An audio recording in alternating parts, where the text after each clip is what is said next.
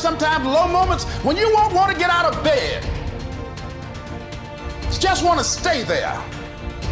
At times you won't want to come out the house. It's hard living. Life is hard. It's hard handling just the tragedies of life. It's hard.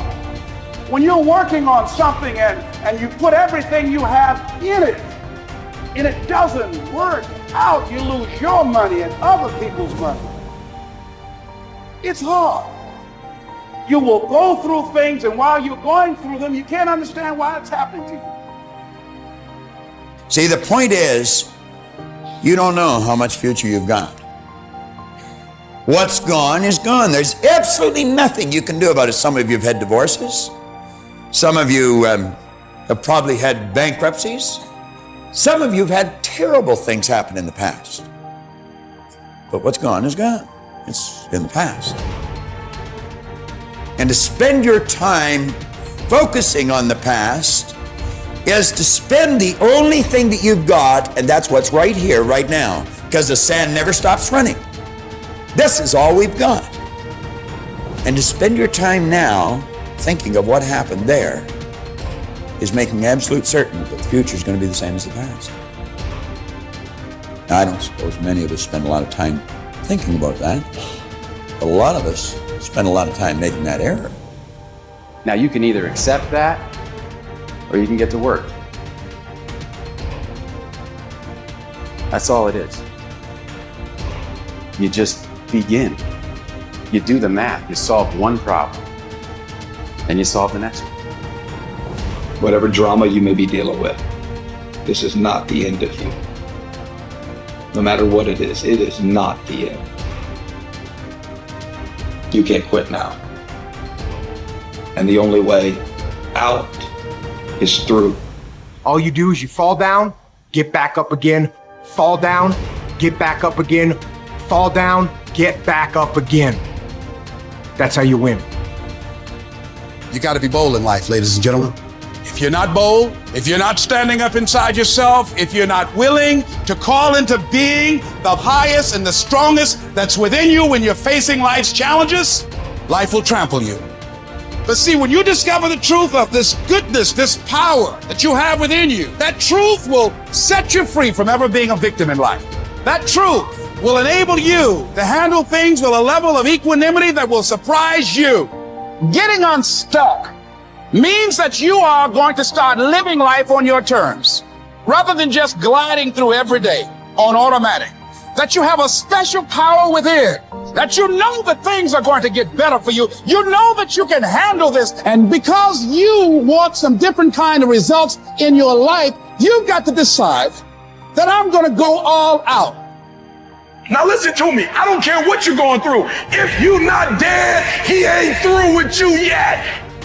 As long as you waking up, you still in the game. As long as you alive, you can still make it happen. As long as that breath in your nostrils move, you still in the game. You still can win. Now get your butt up. Why do you keep crying? Why me, God? Why did I get MS? Why did I get cancer? Why did my mama die? Why did I get fired? Listen, you got put through that because what that does, that tension produces greatness.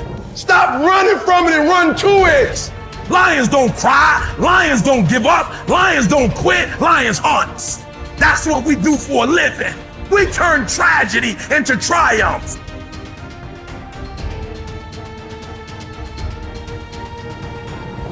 You'll never obtain any substantial measure of material wealth if you insist upon living your life as if you are looking back through your rearview mirror on your automobile. Nevertheless, it seems to be a very common error which many people have turned into a habit.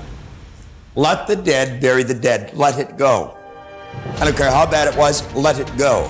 5 years from now, 10 years from now, when you look back in retrospect at that terrible thing that's happened, you're going to find it was probably one of the best things that ever happened to you. Advancement of all kinds is preceded by a crisis. The greater the crisis, the greater the opportunity for advancement. Or you could put it another way. You could say, out of all confusion comes order, a higher degree of order than that which existed prior to the confusion. Because you see, the confusion was a learning state. Remember, I was pointing out that business is fun. It really is. I see business as a game. It's a game we're playing, and we play to win. And when we're winning, we're having fun. And when we're losing, we're learning. Let's treat both of the experiences exactly the same. They're learning experiences. Now we say, remember the old adage which says, let the dead bury the dead. Stop looking back on your life and worrying about the things which have already occurred and which you can no longer alter. That's like trying to change the time you got out of bed this morning. You're never going to be able to do it. That stands for eternity. You cannot go back and change it, since you cannot let it go.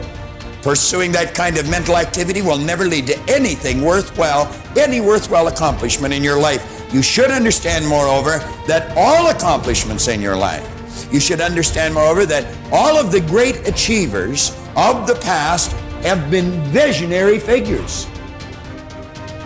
They did with their life what, like Scott was saying, he does with his music. He heard it in here. They see their life in here. They're building visions of a great future. We've got a vision of a great company. We've already got a great company. We want a better one. We serve a lot of people. We want to serve more. And as we do, we receive greater rewards. Because we receive greater rewards, we become more comfortable, more creative, and we can provide more service. It's a beautiful cycle that we're in. Looking into the past is a self-doom fulfilling cycle. You just keep getting it worse, worse, worse. We've all done it, so we know what it's like. These visionary figures were men and women who projected into the future, and they did not belabor over things which had already passed.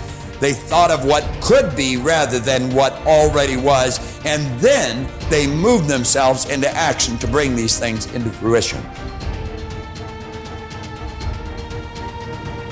If there were tips for success, everybody would have been successful. There are no tips for success. Only those who are not so successful, or those who are not successful, think somewhere if you read 10 points in a book, you're going to be successful. We need to understand this. If you want to be successful, don't seek success. What you seek is competence. If you enable yourself, and if you do something well, other people will say you're a success. If you think, I'm a success, it's foolish, isn't it? You're doing something, and you're doing it well. Other people in the town, or in the country, or in the world, people will say, oh, he is doing something really successful. They're looking up to you. That's fine. You look up to yourself. That's madness, okay? You don't seek success. You seek empowerment, you seek competence, you do it the best that you can do. You cannot do as well as somebody, but you can do the best that you can do. So if you do your best, if your best is good enough, world will recognize. If it is not, you will be happy. So what does success look like? What does it take? Well, you know, I know family and friends who always have their breakfast on time. And after breakfast, of course, they must have coffee. After coffee, of course, they must light up a cigarette and sit there nicely because they're trying to become peaceful. And then they will go to work, come back home exactly on time for lunch, eat lunch, rest for 1 or 2 hours, sleep, then evening have 1 tea, and then smoke, and then again go to work. And at 8 o'clock, 8:30, they're back home for dinner, and then maybe other things, drink and this and that and whatever. But those who have been very successful, either in music, sport, art, business, spiritual process, doesn't matter what, those people never know when they ate, when they slept, when they got afternoon rest. So those who are committed to being successful with whatever they're doing, one important aspect of their life is they're not settling down wherever it's a bit comfortable, because comfort will happen when they lower you too in the grave. Very comfortable you are, you know. Right now, it's about ensuring that there is profoundness of experience and there is impactfulness of activity. Because if they had given you a limitless amount of time, you could do all those things. Nothing wrong, I'm not against them. But they gave you such little time with such tremendous potential of being human. That's the problem. For every one of you, your life is precious, isn't it? It's a precious life. If something is precious, where do you want to invest this life? Because what you call as my life is just a certain amount of time and energy, isn't it? As you sit here, your life is ticking away, or no? What is ticking away is not time. What is ticking away is your life. So this energy that you call as my life, how are you going to invest it? Because if you're doing something truly worthwhile, it gets over before you know what happened. Only if you're doing something worthless, it feels like a long life. Have you noticed this? On a particular day when you're very happy, 24 hours, poof. It went off like that, like a moment. You are miserable, 24 hours feels like 10 years. Have you not noticed this? So, only miserable people will have a long life. Joyful people, life goes away like that as if it's a couple of days. It passes away like that if you are creating what you really care to create. So, one thing that every young person should do is, without the influence of the peers of your own age group, without the influence of your professors and your parents, without any kind of influence, somewhere you must stay by yourself at least for 2-3 days and look at it. What is it that I want to invest this precious life into?